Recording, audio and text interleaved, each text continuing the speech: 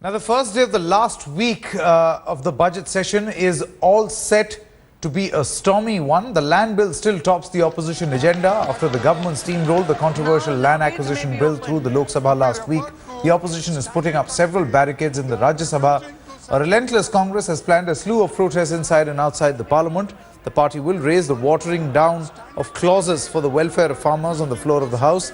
The youth wing of the Congress is all set to join in with a parliament gherao planned by its workers. In addition, farmers from UP will also stage a protest against the bill. As the government braces for the multi-pronged offensive from across the political spectrum, will it be able to scuttle protests is the big question. Now, Maha, coming across to you on this particular aspect of what is happening in Parliament, the land bill has remained a contentious issue despite the fact that it has been passed with 9 amendments. What really is the Congress's opposition?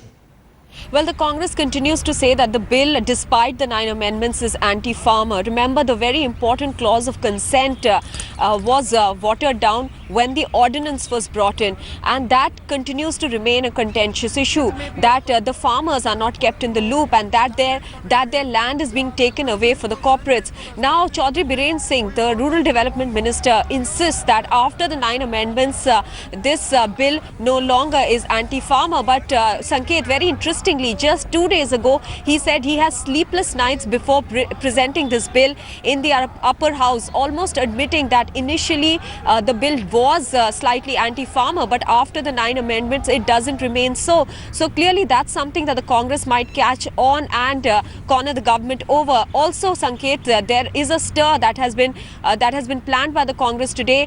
Youth Congress members, DPCC as well as senior leaders will be moving from Rajghat to Jantar Mantar, and there will be something called a Sansad Gherao today, clearly putting pressure on the government. The government strategy, meanwhile, is that till the 18th of March, they have sent the coal mines bill to the select committee.